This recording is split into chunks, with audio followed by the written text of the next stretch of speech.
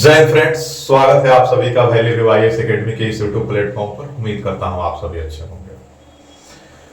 सबसे पहले आप सभी अभ्यर्थियों, श्रोताओं और जो भी अभिभावक हैं उनको 9 वर्ष की हार्दिक शुभकामनाएं। आज हम एक महत्वपूर्ण टॉपिक पर डिस्कस करेंगे और यह टॉपिक खासकर जो एग्जाम की तैयारी करते हैं उनके लिए तो अच्छा है ही। जो लोग एग्जाम की प्रिपरेशन नहीं करते हैं लेकिन सामान्य जानकारी रखना चाहते हैं या जानकारी रखने में इंटरेस्ट रखते हैं उनके लिए भी ये काफी महत्वपूर्ण टॉपिक हो सकता है। तो आज जो ये टॉपिक है इसकी पूरी पड़ताल करने वाले हैं। बेसिकली ये टॉपिक क्या है कि वर्ल्ड इनइक्वालिटी रिपोर्ट 2026 मतलब क्या है। इस चीज को समझने के लिए समझिए इस चीज को। दैट मीन्स कहने का मतलब है कि अभी के समय में लगभग जो खासकर जो टॉपिक चर्चा में रखता है और कोई भी नेता हो या लगभग समाज सुधारक हो, समाज सेवक हो या समाज में कुछ परिवर्तन की बात करने वाले लोग हैं, हर लोगों में ये टॉपिक तो रहता ही रहता है, इनइक्वालिटी। तो लगभग इनइक्वालिटी को लेकर के लगभग हमने भी आजादी के बाद रिजर्वेशन जैसे चीजों को लेकर के बहुत सारे हमने प्रयास किए। तो रिजर्वेशन इन सारी चीजों को करने के बाद आज हम कहां खड़े हैं और लगभग दुनिया स्तर पर आज हमारा स्टेटस क्या है, हम क्या परिवर्तन अभी तक कर पाए हैं, उन सारी चीजों का डेटा अभी हम लोग डिस्कस करने वाले हैं। सिर्फ इंडिया की बात आज हम नहीं करेंगे, आज हम बात करने वाले हैं इंडिया के साथ साथ पूरी दुनिया का।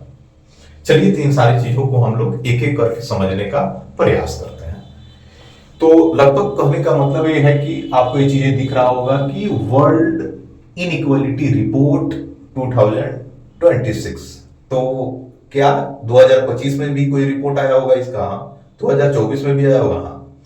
चल, तो लगभग कहने का मतलब ये है कि आखिर यहां पर अगर वर्ल्ड लगा है तो दुनिया स्तर पर ये रिपोर्ट जारी होता होगा। ये जारी कौन करता होगा, ये इंपॉर्टेंट, यानी पब्लिश्ड जिसको बोलते हैं जारी करना, जारी कौन करता है, तो इस चीज को समझते हैं पहले। इसको जारी करता है वर्ल्ड इनइक्वालिटी लैब, और ये दो स्तर पर डेटा जारी करेगा, ध्यान रखिएगा। एक तो जारी करेगा आपके वर्ल्ड स्तर पर, माने दुनिया में इनइक्वालिटी को लेकर के क्या स्टेटस, एक तो ये डेटा जारी करेगा। दूसरा ये जो डेटा जारी करेगा वह मतलब किसी कंट्री स्तर पर, सब कुछ मान लीजिए अब कंट्री स्तर पर मतलब क्या है, जैसे इंडिया का। तो क्या ऑस्ट्रेलिया का भी हो सकता है? हाँ एग्जैक्टली, ऑस्ट्रेलिया का भी हो सकता है। क्या यूएसए का भी हो सकता है? हाँ यूएसए का भी हो सकता है।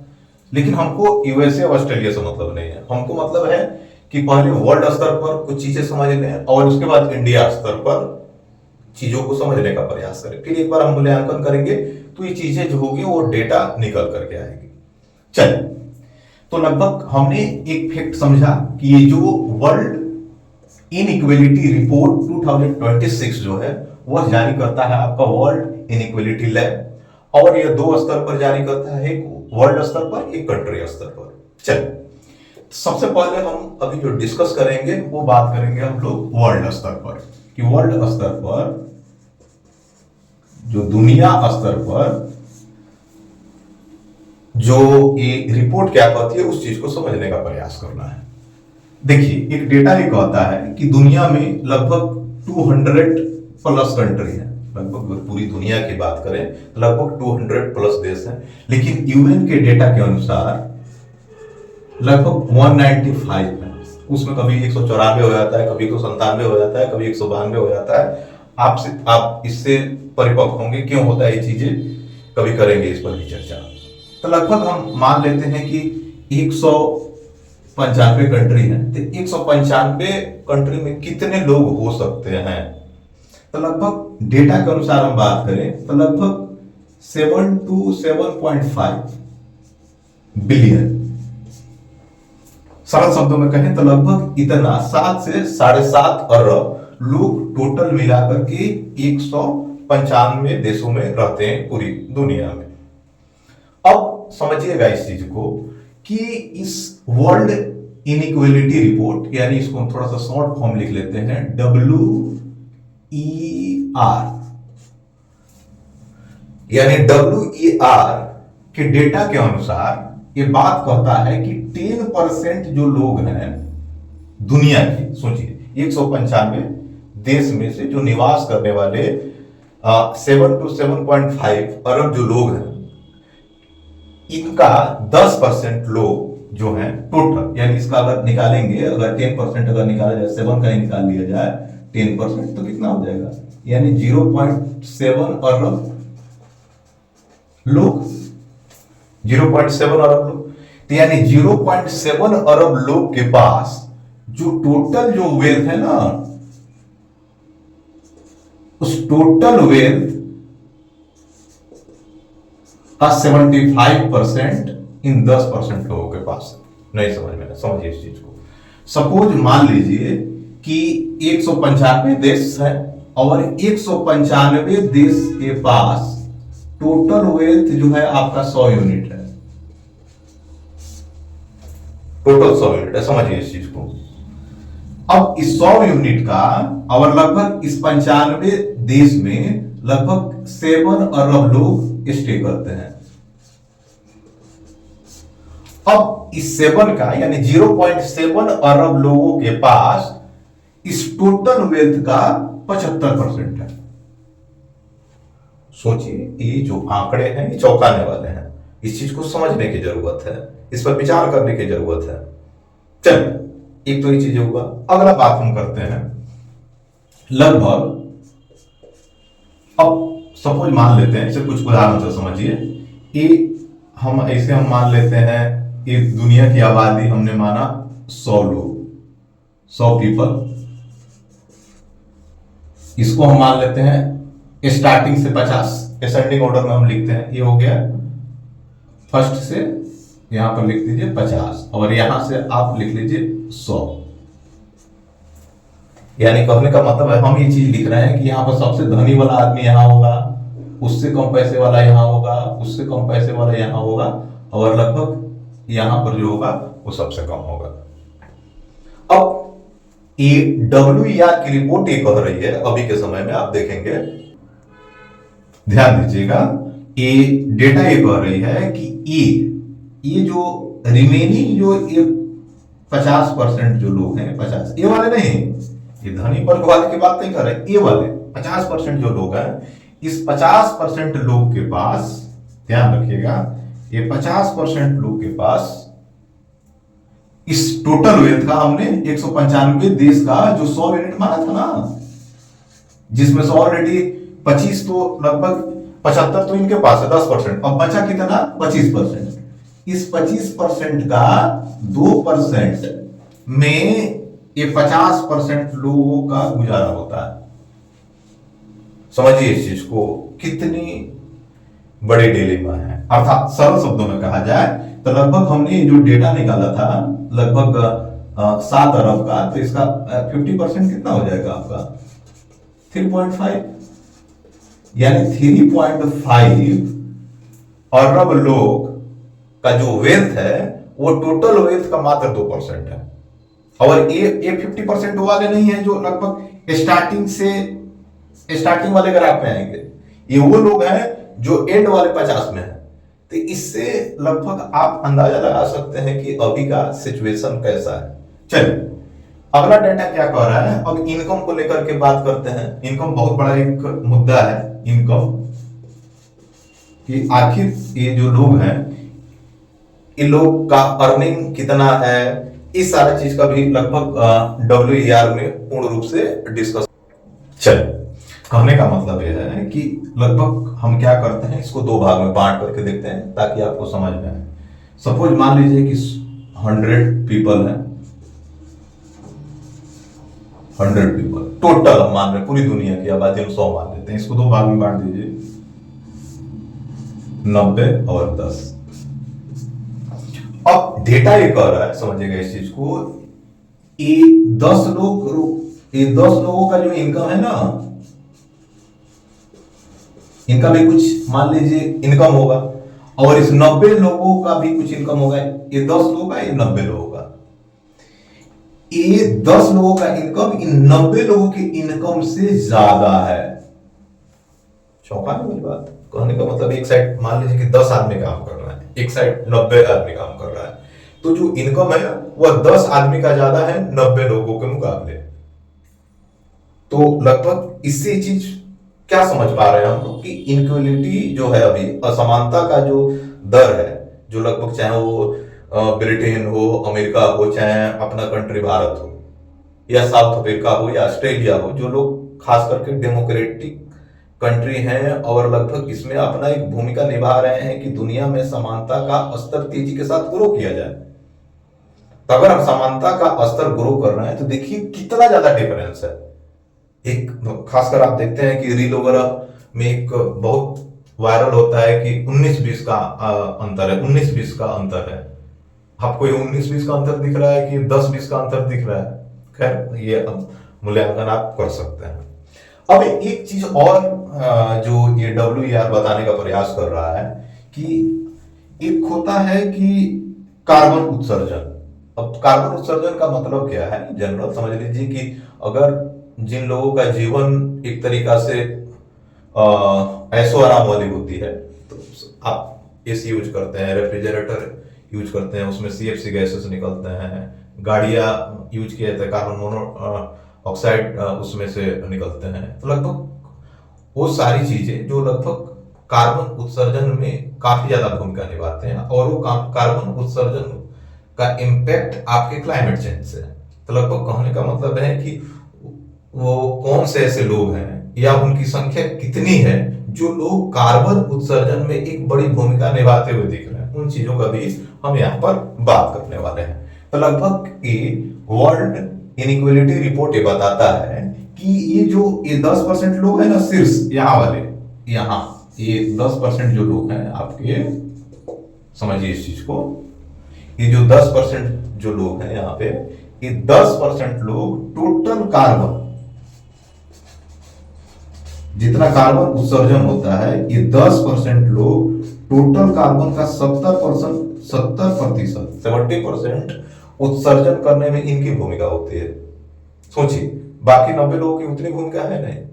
लगभग अगर एक वर्ड और यूज किया गया है इस रिपोर्ट में, extreme poverty, extreme poverty people, EPP जिसको बोलते हैं, यानी ये वो लोग हैं। EPP वर्ल्ड बैंक ने इसको डिफाइन किया है। वर्ल्ड बैंक के अनुसार,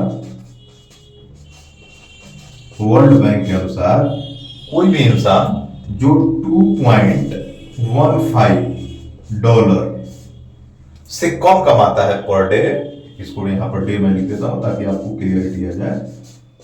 अगर इससे अगर कम कमाता है तो समझ लीजिए कि वो एक्सट्रीम पोवर्टी लाइन के अंदर में आता है, और एक्सट्रीम पोवर्टी पीपल के अंदर उसको माना जाएगा। तो अगर भारत के संदर्भ में इसको अगर देखा जाए तो लगभग अभी $90 है, तो इंटू 2.15 करेंगे तो लगभग मान लेते हैं, राउंड ऑफ कर लेते हैं, 200 मान लेते हैं इस चीज को। यानी कोई आदमी अगर 200 रुपया अगर एक दिन में कमा लेता है तो हम उसको एक्सट्रीम पोवर्टी लाइन में काउंट नहीं करेंगे। अगर जो आदमी 150 कमाता है, 100 रुपया कमाता है, तो उसको हम एक्सट्रीम पोवर्टी में काउंट करेंगे। अब ये जो एक्सट्रीम पोवर्टी वाले जो लोग हैं, इन लोगों का कार्बन उत्सर्जन में मात्र 3% ही योगदान है। सोचिए, यानी जैसे अभी खासकर अगर आपने सुना होगा कि अरावली को लेकर के बहुत सारी चीजों पर डिस्कशन चल रहा है, विशेषज्ञ लोग अपनी जानकारियां दे रहे हैं। कल होकर के अगर अरावली, इस पर हम एक प्लान कर रहे हैं, इस पर हम एक डिटेल में करेंगे चर्चा। अभी इस 2-4 मिनट में इस पर कुछ टिप्पणी करना मुनासिब नहीं होगा मेरे ख्याल से। लेकिन जरा सोचिए कि अगर अरावली पहाड़ियां खत्म होती है तो खत्म होने पर इंपैक्ट किसको पड़ेगा? ये एक्सट्रीम पॉवर्टी लाइन के अंदर रहने वाले लोगों को, या वो लोग जो मतलब जो जिनका जीवन एक बहुत ही बेहतरीन तौर पर ऑलरेडी एस्टेब्लिश्ड हो चुका है। जो आदमी समझिए इस चीज को, जिसे आप जून जुलाई के मंथ में आप जाते हैं तो जून जुलाई के मंथ में अगर देखेंगे कि टेम्परेचर 50 डिग्री तक चला जाता है, तो उस 50 डिग्री में किसको दिक्कत हो रहा है? रिक्शे वाले को कि उस मिनिस्टर को, उस बिल्डर को, या एक तरीका से जो बड़े लेवल के जो लोग हैं उनको? वो 50 डिग्री या 70 डिग्री चला जाए उनको कोई घंटा फर्क नहीं पड़ता। फर्क तो उसको पड़ रहा है जो आदमी सड़क पर काम कर रहा है, मजदूर है, रिक्शा वाला है। तो लगभग ये चीज हमको समझना चाहिए, इस चीज को रियलाइज करना चाहिए। खासकर आप अक्सर देखते होंगे कि जो लीडर होते हैं डिस्कस करते हैं, यहाँ सड़क बन गया, वहां सड़क बन गया, यहाँ सड़क नहीं बन रहा है तो क्या हो गया, क्या इस चीज को मैनेज नहीं किया जा सकता? अब उस लीडर को क्या मालूम, वो तो कभी वो साइकिल से जाता नहीं है। उस लीडर को ये चीज सोचना चाहिए भाई कि अगर कोई बंदा रात के 9 बजे 10 बजे, या कोई सेल्स पर्सन, क्या सब्जी बेचने वाला या मजदूर जो साइकिल से किसी शहर से अपने गांव जाता है अपना काम करके, और रात में उसको कितनी परेशानी होती होगी, इसका जवाब वही बंदा दे सकता है। वो लोग नहीं दे सकते हैं जो लग्जरी गाड़ी में ट्रेवलिंग करते हैं, उनको तो पता भी नहीं चलेगा कहाँ गड्ढा है, कहाँ पानी है। तो खैर एनीवे हम उस पर नहीं जाएंगे, आप इतना समझदार हैं और इस चीज का मूल्यांकन आप खुद कर सकते हैं। तो कहने का मतलब यह है कि लगभग इन 3% जो एक्सट्रीम पॉवर्टी लाइन के अंदर आते हैं उनका कार्बन उत्सर्जन में मात्र 3% योगदान है। और ये जो साहब लोग हैं, लोग जो 10% जो लोग हैं, इनका कार्बन उत्सर्जन में 70% भूमिका है। आज के समय में जो सबसे जो सेंसिटिव टॉपिक है, जिसको कोई चर्चा वगैरह नहीं करता, वो है क्लाइमेट चेंज। और इससे हर कोई बचना चाहता है, चाहे सरकार हो या जिनकी एक तरीका से जवाबदेहिता है, अकाउंटेबिलिटी है जिनकी, वो सारे लोग इस टॉपिक से बचते हैं। दुनिया स्तर पर, देश स्तर पर, राज्य स्तर पर, लोकल गवर्नमेंट स्तर पर, हर जगह यही समस्या है। खैर एनीवे इस पर हम करेंगे कभी चर्चा। अरावली वाले जल्दी प्लान में कर रहा हूं, आप लोगों के समक्ष जरूर ही डेटा से हम लोग बात करेंगे। खैर एक बार थोड़ा सा मैं इसको रिकैप करवा देता हूं ताकि आपको ये चीजें क्लियर हो जाए। ध्यान रखिए, मैंने एक चीज बताया कि वर्ल्ड इनइक्वालिटी रिपोर्ट 2026 जारी कौन करता है? World inequality lab. 2 स्तर पर ये चीजें जारी की जाती है, एक वर्ल्ड स्तर पर, एक कंट्री स्तर पर। लगभग दुनिया स्तर पर लगभग सपोज मान लीजिए 200 कंट्री है, तो लगभग 195 यूएन के अनुसार मान्य है। तो लगभग कहने का मतलब है कि उस 195 के डेटा हमको इसमें बेसिकली मिलेगा। खैर एनीवे, तो लगभग ये कहता है कि लगभग टोटल जो 10% लोग हैं, जो टॉप ऊपर के, जो पूरी दुनिया का जो 10% लोग हैं धनी वाले, उनके पास टोटल वेल्थ का 75% ही हिसाब लोगों के पास है। दूसरा चीज ये कहता है कि जो टोटल आबादी है दुनिया का, नीचे का जो 50% जो है, उस 50% के पास टोटल वेल्थ का मात्र 2% है। ये चीज दूसरी पॉइंट, ये चीज हमने कहा। अगर इनकम के मुद्दे पर अगर हम बात करें तो इनकम, ये जो 10% जो टॉप स्तर के जो लोग हैं, वो 10% लोगों का इनकम नीचे के 90% लोगों की इनकम से ज्यादा है। और कार्बन उत्सर्जन के मामले में अगर देखा जाए तो कार्बन उत्सर्जन के मामले में ये जो 3% लोग हैं वो 70% कार्बन उत्सर्जन के लिए जिम्मेदार हैं, जबकि एक्सट्रीम पॉवर्टी के अंदर में जो लोग आते हैं उन लोगों का लगभग कार्बन उत्सर्जन में मात्र आपका 3% योगदान है। एक डेटा आपको मैं बता दूं, लगभग दुनिया में अभी तक ये एक्सट्रीम पॉवर्टी लाइन के अंदर में लगभग 800 मिलियन, एक दो नहीं 800 मिलियन लोग आते हैं, ध्यान रखिएगा। और अभी के समय में सबसे ज्यादा जो साउथ सूडान है, ये डेटा याद रखिएगा, साउथ सूडान है, उस साउथ सूडान में लगभग 82.5% लोग एक्सट्रीम पॉवर्टी के अंदर है। सोचिए कितनी बड़ी बात है। अब इसमें से आप लोगों में कुछ लोग सर भारत का स्थान कहां है, उसकी भी चर्चा अभी करते हैं, थोड़ा सा वक्त दीजिए। लगभग कहने का मतलब है ये हो गया आपका वर्ल्ड स्तर पर। अब हम बात करने वाले हैं इंडिया स्तर पर, फिर हम मूल्यांकन करेंगे चीजों का और क्वेश्चन देंगे आपको, जिसको आप लोग लिखने का प्रयास कीजिएगा। चलिए अब हम इंडिया के डेटा की हम बात करते हैं। ये हमने वर्ल्ड का ऑलरेडी कर लिया है, आप लोगों को समझ में भी आया होगा। अब हम बात करते हैं इंडिया की। चलिए, कहने का मतलब है कि ये वर्ल्ड इनइक्वालिटी रिपोर्ट 2026 ये कहता है स्पष्ट तौर पर कि जो भारत का जो लगभग यहां ऐसे ही हम बना देते हैं, लगभग इसे मान लीजिए ये 1 से लेके 100 ये पर्सन है, सपोज मान लीजिए। ये लगभग यहाँ का जो 10% वाले लोग हैं, जो टॉप, इस 10% लोग का भारत का जितना टोटल वेल्थ है ना, उस टोटल वेल्थ का 65% इनके पास है। सर और थोड़ा क्लियर कीजिए कि थोड़ा सा मतलब अंडरस्टैंड करना आसान है, ऐसे समझते हैं। सपोज मान लीजिए 150 करोड़ भारत की आबादी है, तो इसका 3% कितना हो जाएगा, लगभग 15 करोड़। इस 15 करोड़ आबादी का सपोज मान लीजिए कि भारत के पास 100 यूनिट टोटल वेल्थ है, तो इस 100 वेल्थ का 100 यूनिट का 65 यूनिट 15 करोड़ लोगों के पास, यानी 15 करोड़ लोग इक्वल टू 65 यूनिट। और हम बात करते हैं समानता की, समझिए इस चीज को। कुछ और इंपॉर्टेंट चीजें मैं बता रहा हूं, लगभग अब ये तो हो गया 10%।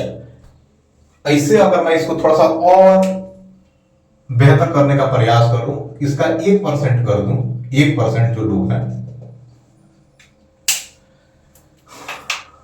अब 1% जो लोग हैं, इस 1% लोग के पास भारत का टोटल वेल्थ का 40% है। सर ये तो अजीब लग रहा है। हाँ बिल्कुल अजीब लगने वाली बात है यहां पर, इसमें कोई दो राय नहीं है। क्लियर हो रहा है सब किसी को? अब हम बात करते हैं इनकम की, जिस तरह हम लोगों ने यहां पर भी बात किया इनकम की।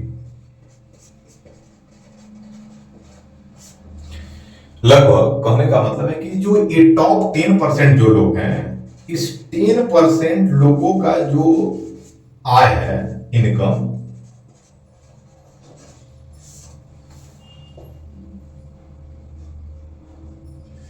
वो राष्ट्रीय आय का, नेशनल इनकम का 58%, इसको बोलते हैं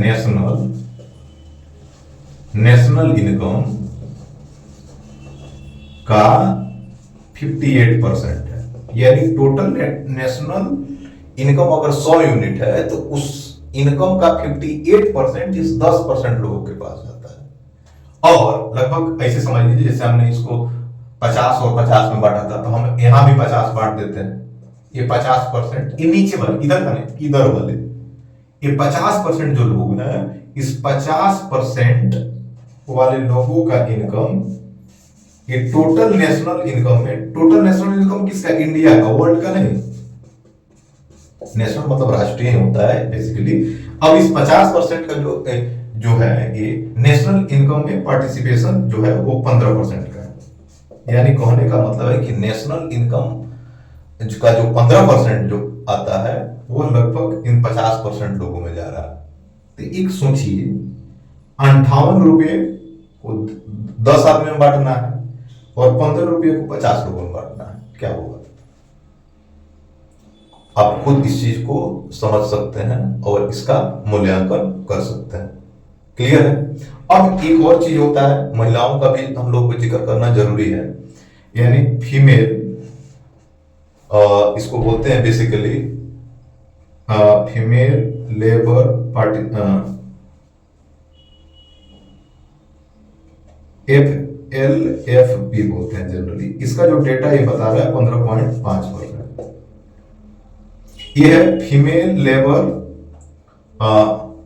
का कितना पार्टिसिपेशन है, वो है लगभग 15.5%। ठीक है, लेकिन इतना नहीं होना चाहिए, लगभग एटलीस्ट इनकी भी मतलब अकॉर्डिंग टू जितना पॉपुलेशन है उसके अकॉर्डिंग इनको मिलना चाहिए। खैर पहले से इसमें काफी बेनिफिट देखने को मिला है। खैर एनीवे, तो लगभग कहने का मतलब ये है कि लगभग ये आपका इंडिया का डेटा हो गया, ये आपका वर्ल्ड का डेटा हो गया। अब यहां पर ये मूल्यांकन करने की जरूरत है कि पिछले कुछ समयों में, या लगभग आजादी के बाद, या लगभग दुनिया तो बहुत पहले से मान लेते हैं, जब सपोज मान लीजिए कि चाहे ब्रिटेन हो, आपका यूएसए हो, ये लोग पहले लगभग अपना एक डेमोक्रेटिक सिस्टम बना चुके थे। ये लोग भी अपने देश के अंदर जो इक्वलिटी स्तर को बढ़ाने का प्रयास किए, अब प्रयास किए सिर्फ किताबों में या जमीनी स्तर पर, ये तो रिपोर्ट बता रही है। लगभग कहने का मतलब है कि अभी के समय में जो हम इनइक्वलिटी है उसको खत्म करके सभी लोगों को इक्वल करने का प्रयास कर रहे हैं। ये सारी चीजें इतनी आसान नहीं है। ये सिर्फ हमको बोलने, कहने, किताबों में आर्टिकल लिखने से, डिबेट करने से नहीं होगा।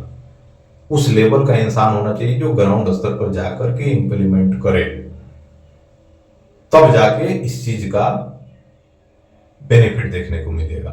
खैर एनीवे, उस पर बहुत विशेषज्ञ जो हैं अपनी बातें रखने का प्रयास कर रहे हैं, लेकिन जो अब वो सरकार जाने और दुनिया स्तर की जो बड़े बड़े इंस्टीट्यूशन है वो अपना डेटा किस प्रकार से पब्लिश कर रही है, क्या प्रोटोकॉल है, वो चीज आप खुद समझते हैं। लगभग एक चीज और यहाँ पर मैं जोड़ने का प्रयास करता हूँ। यहाँ पर इस रिपोर्ट में थोड़ा सा भारत की भी तारीफ की गई है, और जहाँ तारीफ हो वहाँ जरूर करना चाहिए, क्योंकि सरकार से जब हम क्वेश्चन करते हैं तो जहाँ सरकार अगर अच्छी काम कर रही है तो वहाँ तारीफ भी करना चाहिए। खैर एनीवे, इंडिया को लेकर के ध्यान रखिएगा, कुछ एक डेटा चीजें पब्लिश हुई है एक वर्ल्ड बैंक के द्वारा। ध्यान रखिएगा, वर्ल्ड बैंक के द्वारा अगर आपको गिनी सूचकांक, गिनी इंडेक्स जिसको बोलते हैं जीआई, गिनी इंडेक्स जारी किया जाता है, उस गिनी इंडेक्स के अनुसार भारत का जो पॉइंट है वो 25.5 है। अब ये 25.5 का मतलब क्या है? ये गिनी इंडेक्स में क्या करते हैं ये लोग, 1 से लेके 100 तक, 1 से लेके 100 तक मतलब मार्क्स देते हैं। जिसका 1 के करीब रहेगा वो उतना ही अच्छा है, जो जितना ही 100 के करीब रहेगा उसका उतना ही खराब है। तो लगभग भारत का 25.5 है, और लगभग ये भारत के दुनिया स्तर पर ये भारत 4th रैंक रखता है। और सोचिए 195 देश में अगर आप चौथा रैंक रख रहे हैं तो ये छोटी बात तो है नहीं, तो यहाँ तो तारीफ करना चाहिए। जबकि आप चाइना को आप देखिए, चाइना तो लगभग 35.5 नंबर इनको है अंक, और लगभग यूएसए की अगर हम बात करें तो लगभग ये चीजें 45 के आसपास। तो इन लोगों से हम बेहतर हैं, अच्छी बात है। अब आप लोगों में से कुछ लोग होंगे पूछेंगे कि हाँ एक गिनी इंडेक्स क्यों जारी किए जाते हैं? ये इनइक्वलिटी को लेकर के ध्यान रखिएगा, किस देश में मतलब इक्वलिटी पर काम किया जा रहा है। जो और भी उसके पैरामीटर है, लेकिन इसका जो मेजर पैरामीटर है ये है कि लगभग जिस देश में जो इनइक्वलिटी था और उस इनइक्वलिटी को खत्म करने के लिए प्रयास हो रहे हैं, उसके अनुसार यहाँ पर मार्किंग दिए जाते हैं। तो लगभग कहने का मतलब है कि एक तो यहाँ से ये चीज क्लियरिटी आपको मिल रहा है। दूसरा ये डेटा ये कह रहा है कि जो एक्सट्रीम पोवर्टी लाइन जो मैंने अभी डिस्कस किया था, $2.15 अगर पर डे कोई आदमी अर्न कर रहा है, तो अगर कोई आदमी अगर अर्न कर रहा है 2.15, तो लगभग कहने का मतलब है कि वो एक्सट्रीम पॉवर्टी लाइन में नहीं आता है। लगभग ये डेटा ये कह रहा है 2011 में भारत में 2011 में यह डेटा 27% थी, यानी टोटल आबादी का 27% जो लोग थे वह एक्सट्रीम पॉवर्टी लाइन के अंदर में रहते थे। अब वो चीजें लगभग डेटा के अनुसार 2023 के डेटा के अनुसार वो चीजें घट करके 5.3% के आसपास आ गई है। अच्छी बात है, तारीफ की जाएगी। और लगभग ये भी चीजें बताया गया है कि लगभग 2011 से, ध्यान रखिएगा, 2011 से 2023 के बीच लगभग भारत में 171 मिलियन पीपल जो है वह एक्सट्रीम पॉवर्टी लाइन से बाहर निकले।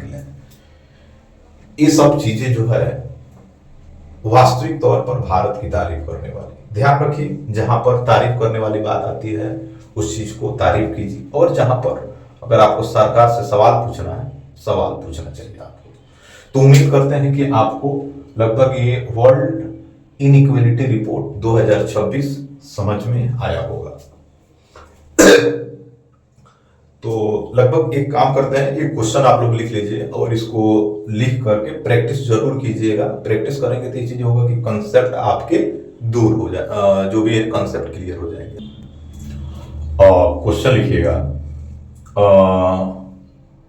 वर्ल्ड इनइक्वेलिटी रिपोर्ट से क्या तात्पर्य है? क्या तात्पर्य है? वर्ल्ड इनइक्वेलिटी रिपोर्ट के द्वारा दिए गए डेटा पर संक्षिप्त चर्चा करते हुए आने वाले समय में किस प्रकार के प्रयास किए जाएं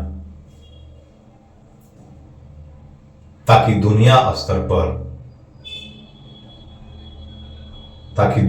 स्तर पर समानता का स्तर बढ़ाया जा सके। उम्मीद है कि आप लोग इस पर अपना उत्तर लेखन का काम करेंगे। इसमें कुछ कंफ्यूजन हो तो आगे हम लोग डिस्कस करेंगे। तब तक आप लोग अपना ख्याल रखें। मिलते हैं अगली वीडियो में। जय हिंद।